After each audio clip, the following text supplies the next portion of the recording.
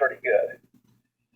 I catch something in my peripheral vision about 150 yards north down the power line.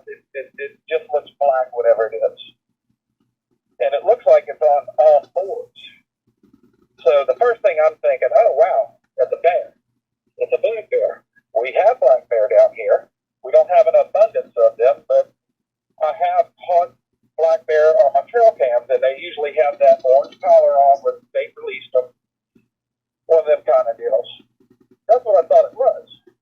So, oh, wow, a bear, I finally get to see one, So I am hunting with a 7mm Magnum, a Browning 7. It's a hell of a gun. The 7mm Magnum is, it is just short of a 300 Win Mag. That's what they use to hunt, elk and moose. It's a hell of a gun. My scope was a Vortex 4x12x56. It's a telescope. The scope costs more than the gun.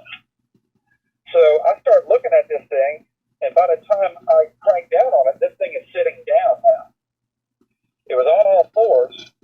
Now it is sitting down, and it's the way it was sitting down was just crazy. It wouldn't be what you would think the way a bear would sit down.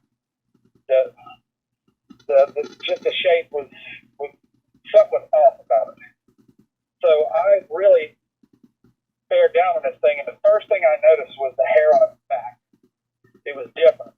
It wasn't like dog fur or bear fur. It didn't look like it had that undercoat. It was like human hair, like long black hair, dark brown hair, like Nikki Sixx Motley Crue hair, but on the back. And yeah, that's a. Let me interrupt there. Yeah, Nikki Sixx hair, the '80s hair metal hair. That would be a lot of hair. I was going to ask you. That was a good comparison, by the way. When you said it was sitting down, but it was doing it differently, or kneeling down, was it more kneeling down with its knees out? Because I've heard them do that before, and that they can go down on all fours and run on all fours very easily when they want to hide or be smaller. So was it sort of knees out, or go ahead? It was weird the way he was sitting down. It was like he had his hands on the ground, and he was sitting on his butt, and he had his knees up to his chest. And he was actually digging in the dirt. I'll get to that when further along in the encounter. But and then I panned up and I noticed his head. His head was way different. He had that conical shape. The back of his head looked like the back of a gorilla. And his hair wasn't long on his head, it was spiky.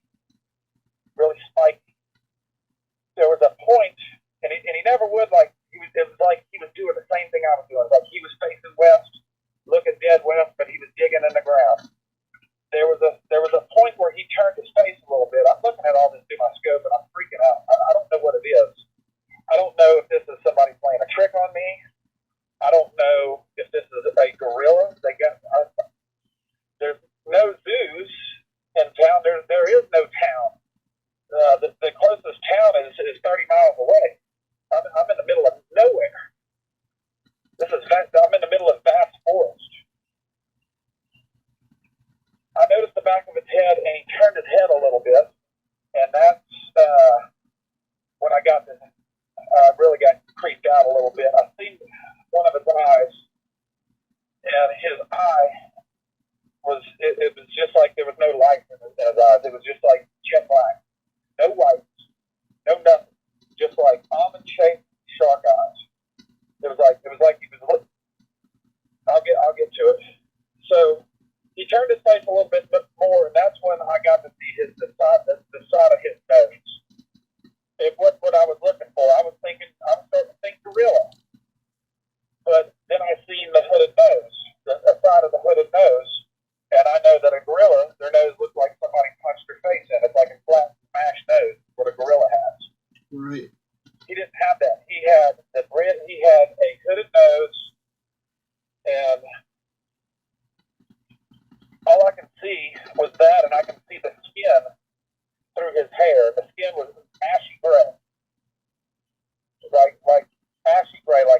needed lotion really bad.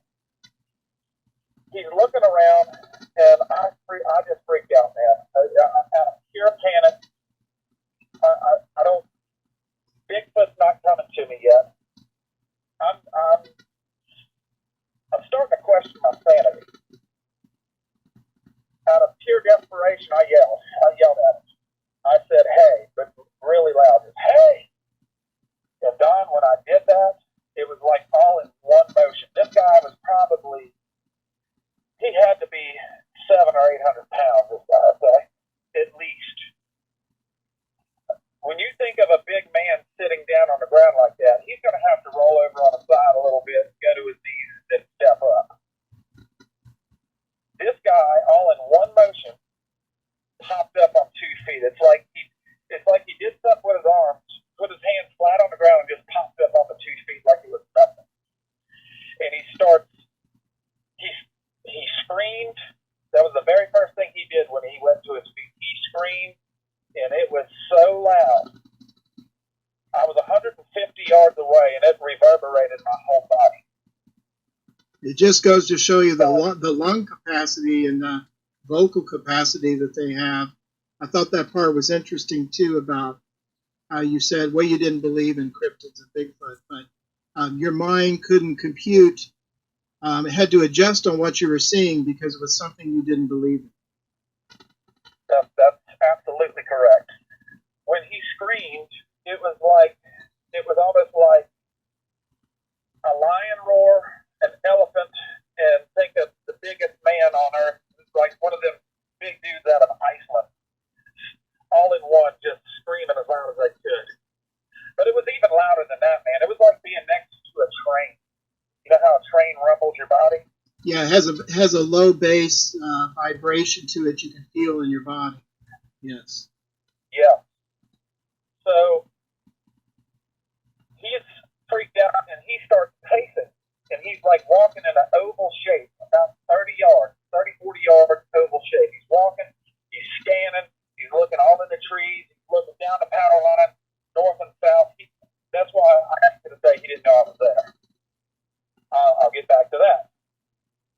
He starts yelling, and he screamed again, and I'm just terrified. I'm surprised I did not soil myself. There was a particular time where he stopped and he looked my way, and he kind of like turned his head a little bit, and I think he's seen me. But you got to understand, the way I hunt, I'm very particular about the way I hunt. I always wear a mask. I've never skylined. I always have something behind me to blend in with. It was like he couldn't figure out what I was. And he would look away, and then he would snap his head right back to me and look. See if maybe if he catch me moving or something like that. It's like he couldn't figure out what I was, almost. That's very interesting. So there was, like, again, people say, "Mike, you're crazy. Why did you do this?"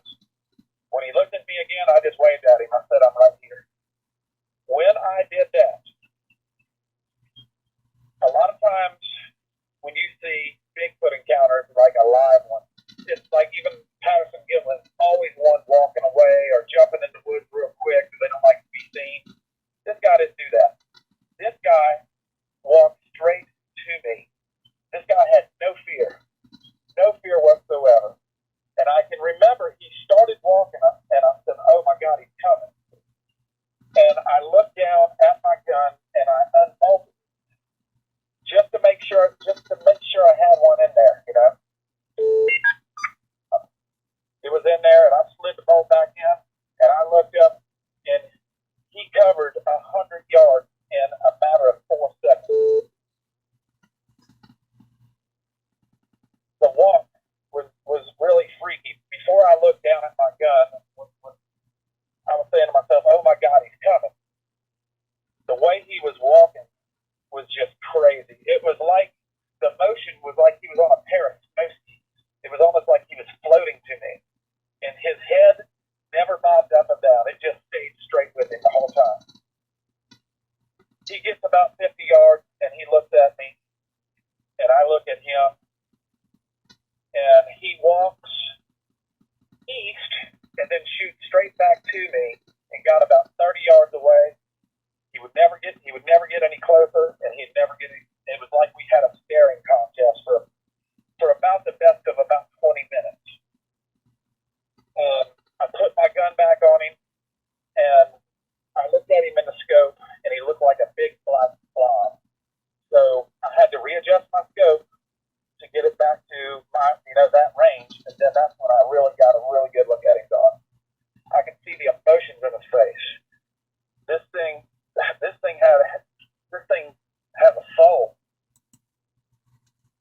guys, thanks for watching, and stay tuned for part number 3.